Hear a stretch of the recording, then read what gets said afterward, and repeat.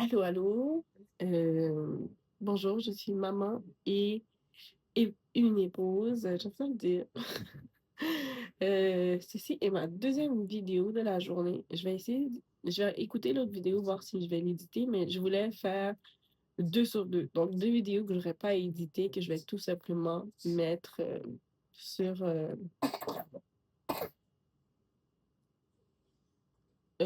sur ma chaîne. On va voir comment ça va être.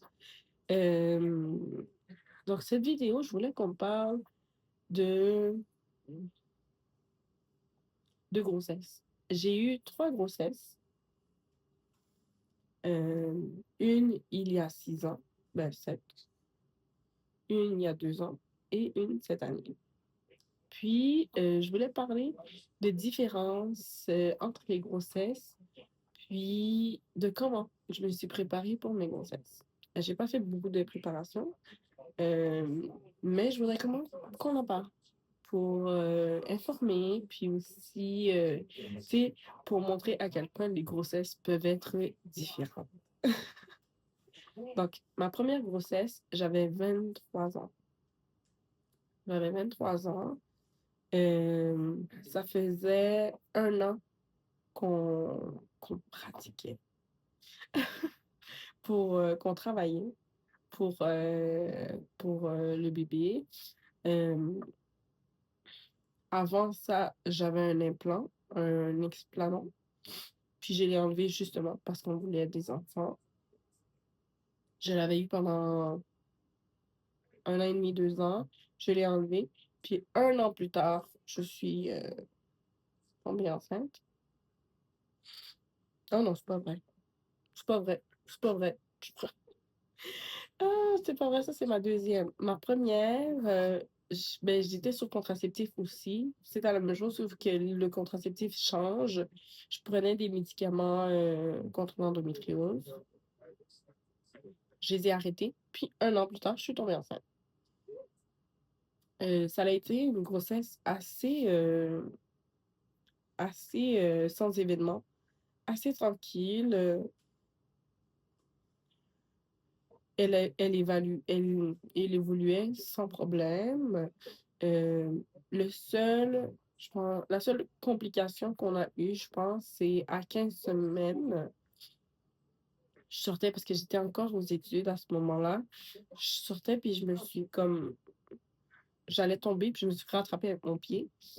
Et à ce moment-là, je ne savais pas, mais je m'étais frappée dans le ventre. C'est passé de mon pied à toute ma jambe à mon ventre. Puis ce jour-là, en revenant de l'école dans l'autobus, j'ai perdu du sang. En arrivant à l'hôpital, on m'a dit que j'avais un, un décollement de placenta, un décollement placentaire de quelques centimètres. Puis ils m'ont dit, ça arrive. Tu es arrivé à 20, 30 semaines, on va presque pas le voir. Donc, il faut juste faire attention, se reposer. Puis ça devrait être correct. Et effectivement, ma grossesse a avancé sans problème. J'ai fini l'école. Ben, pas mon programme, mais euh, j'ai fini ma session. Puis j'ai pu me reposer le reste de ma grossesse. Le COVID a commencé c'était en 2020. Euh, le COVID a commencé. Je me souviens, j'ai eu mon baby shower le 14 mars et le 15, tout était fermé. Et en plus, je me souviens, la semaine qui a mené vers le jour de mon baby shower, tout le monde me disait, ah, ben, tu sais, tu veux pas l'annuler, tu vas pouvoir le faire plus tard, tu vas avoir le temps.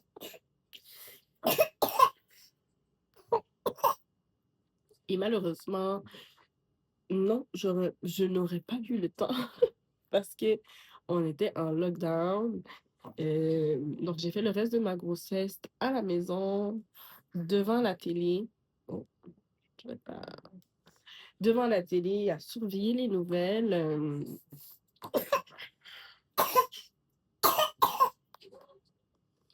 à regarder comment les choses allaient se passer parce que j'avais un accouchement qui s'en venait. Tous en tous. Puis, ben, la situation s'est jamais vraiment améliorée, hein. J'ai accouché avec un masque. euh, mais à part ça, tu sais, c'était un accouchement tranquille aussi. J'ai accouché, j'ai fait 16 heures de travail, euh, la moitié sans, sans épidural. Mais ce qui s'est passé, c'est que j'ai fait, je pense, 6 heures à l'hôpital. J'avais déjà perdu les os. Puis, il y avait du méconium dans le liquide amniotique. Là, elle avait déjà fait le caca. Donc ça peut causer des infections, ce genre de choses. Puis le travail avançait pas, donc on m'a donné de l'ocytocine. Pitocin, non, j'aime jamais à savoir c'est quel. Euh, Puis finalement, j'ai demandé l'épidurale. Avec l'épidurale, j'ai été soulagée presque complètement. Je ressentais la pression du bébé qui descendait, mais j'étais soulagée presque complètement. Je l'ai à peine sentie quand elle est sortie. J'ai poussé pendant 45 minutes, puis mon bébé était là. Donc, c'est ça, une grossesse tranquille, tu sais. Je pense que à un moment donné, durant la grossesse, j'ai eu la gastro. Je sais pas d'où ça vient. On n'avait pas encore d'enfants, on sortait pas de la maison. Je pense que le seul endroit où j'avais été, c'était à l'hôpital pour un rendez-vous. Puis ben, j'ai eu la gastro. On a été à l'hôpital, tout ça. Puis finalement, c'était correct. Ça, c'était ma première grossesse. Ma deuxième grossesse avec mon fils. Au début, ça se passait bien. Au début, ça se passait bien. Il y avait pas de complications, mais au moment où on a fait l'échographie anatomique à 20 semaines, mon médecin trouvait qu'il était un peu petit. Ouais.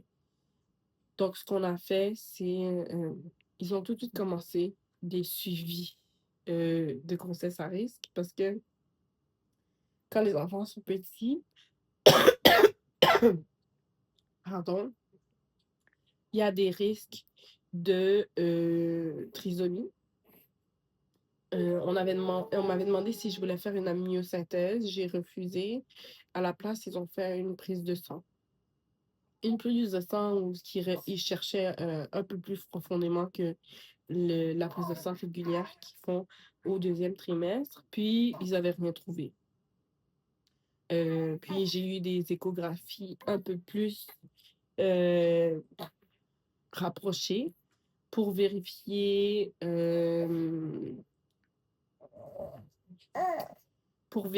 le poids du bébé, pour vérifier s'il suivait sa courbe de croissance. Puis ce qui se passait, c'est qu'il suivait sa courbe de croissance, mais pas assez. Tu sais, il était encore petit. Puis à cause de ça, j'ai eu une induction à 38 semaines parce que arrivé à 38 semaines, je le sentais moins bouger. Puis ça, c'est un risque de quelque chose qui ne va pas. J'étais déjà à 38 semaines, il était déjà à terme. Donc, on m'a accouché. Encore là, ça a été un bel accouchement.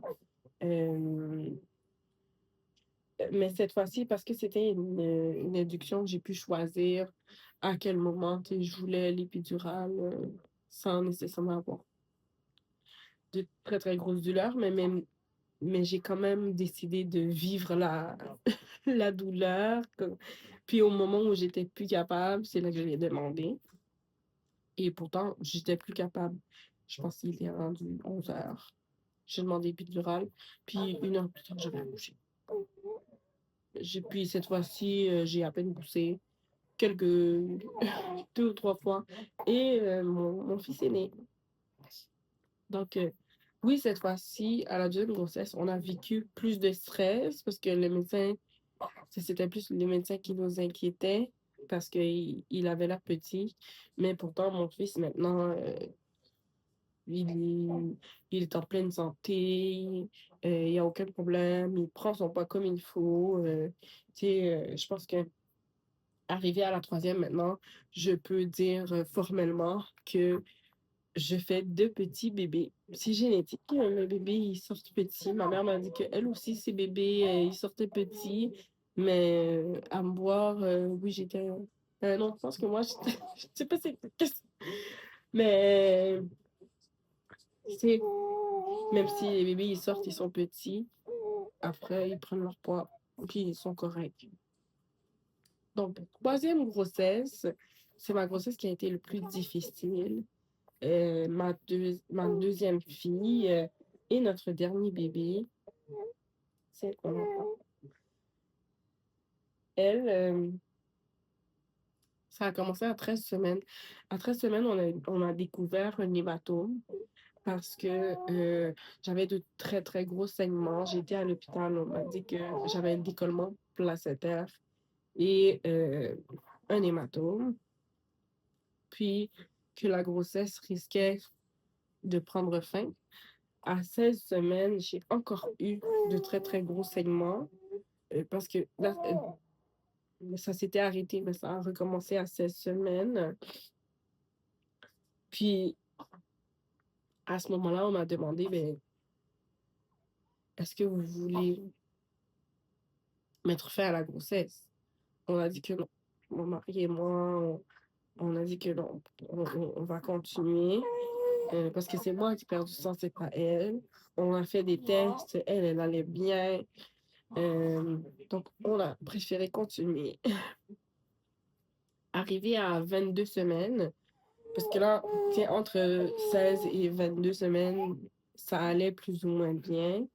Euh, elle continuait de grandir. L'hématome avait l'air de diminuer, donc c'était prometteur. Mais arrivé à 22 semaines, le médecin m'a évalué, puis elle disait que mon col commençait à s'ouvrir. Puis ça, avec un hématome, euh, c'est très dangereux parce que mon hématome, il était gros aussi. J'avais un hématome de 10 centimètres. Puis ça, c'est très dangereux parce qu'il y a un moment où l'hématome était aussi gros que le bébé. Donc, il prenait toute sa place. Arrivé à 22 semaines, il avait l'air plus petit, oui. Mais si mon col commence à ouvrir, il pourrait lui aussi s'ouvrir, décoller tout mon placenta. Puis le bébé, son cœur arrêterait de battre. Donc, c'était très, très dangereux. J'ai été transférée dans un autre hôpital. Cette fois-ci, j'ai été hospitalisée pendant environ une semaine. Il faisait des observations, il faisait des évaluations pour voir si la chose s'améliorait ou pas. Puis, heureusement pour nous, arrivé à 23 semaines et 2 jours, arrivé à 23 semaines et 2 jours, j'avais plus d'hématome. Donc, le bébé allait bien, moi aussi, plus mes hématomes. Le placenta était quand même décollé parce qu'il ne se recolle pas. Mais il n'y avait plus d'hématome. Donc, ça veut dire que, parce qu'un hématome, c'est une boule de sang, il n'y avait plus de boules de sang qui poussaient sur le placenta et qui pouvaient continuer à évoluer comme il faut. Ils ont continué à me surveiller à tous les 2 semaines environ. J'avais des échographies, puis on surveillait que tout était beau, mais tout a continué à avancer comme il faut, à, à mon évaluation à 25 semaines après l'hospitalisation à au nouvel hôpital. Ben, ils m'ont dit que pour eux, tout allait bien maintenant. Donc, nous avons été sauvés. Euh, Puis plus tard, vers 30 semaines, je pense, le médecin m'a fait faire une prise de sang, puis ils ont vu que, il y avait eu un échange de sang entre moi et le bébé. Tu sais, je suis pas médecin, je connais pas nécessairement les termes, mais oui, il y avait eu un échange de sang entre nous 2. Donc ça aussi, ça pouvait, créer des infections ou autres, donc mais il y a pas grand-chose qu'on peut faire pour ça. Hem, c'est juste d'attendre voir si ça se calme, puis finalement, ça s'était réglé tout seul. Ça s'était réglé tout seul, heu, je pense quelques semaines plus tard, on m'avait fait d'autres prises de sang, puis c'était plus le cas. Il y avait plus d'échange de sang. Le médecin m'a dit que parce qu'il y a eu un décollement de placenta, ça se peut qu'il y ait du sang entre moi et ma fille qui a été échangé, mais que ça s'est arrêté. Puis arrivé à 38 semaines, j'ai été j'ai eu encore une induction.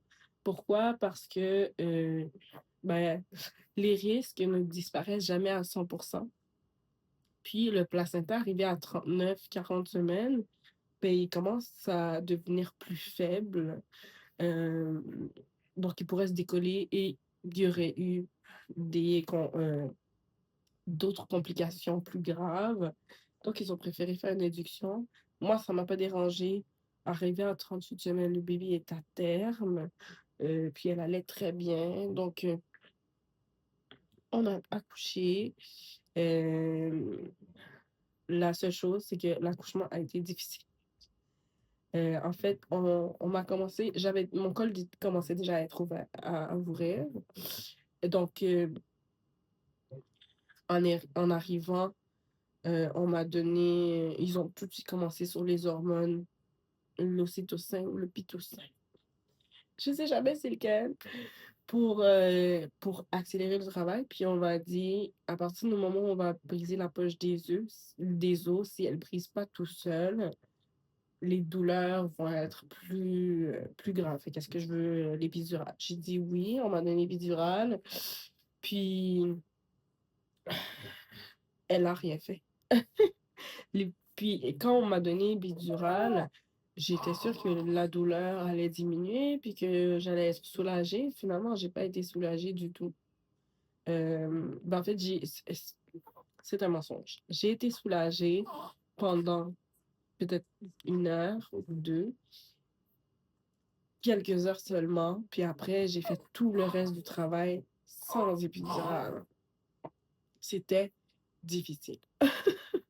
C'était difficile, ça et douloureux, hem, physiquement, après, j'ai eu de la difficulté à m'en remettre, parce qu'on s'attend pas à ce genre de douleur. Tu sais, la douleur qui vient naturellement du corps, c'est une chose, mais quand c'est provoqué par, ce qu'on nous donne à l'hôpital, c'est extrêmement difficile, c'est extrêmement douloureux. C'est un peu pour ça que je me suis dit: «Non, j'en veux plus, j'en veux plus». J'ai été traumatisée, parce que waouh, pendant 2 heures, j'étais en larmes.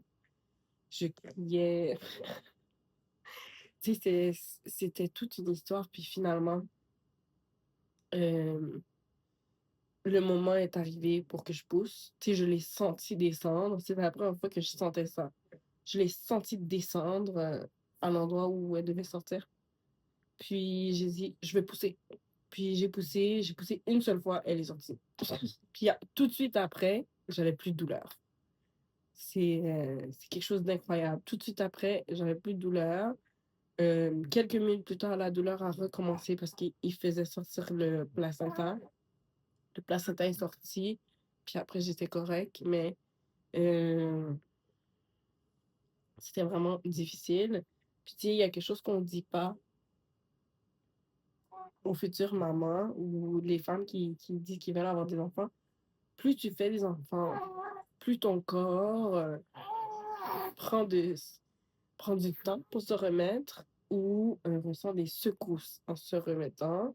Puis ce que je veux dire, c'est que quand on accouche, après avoir accouché, je pense ça commence 1 ou 2 jours après ou même le même jour, on commence à avoir des tranchées. Des tranchées, c'est, des douleurs comme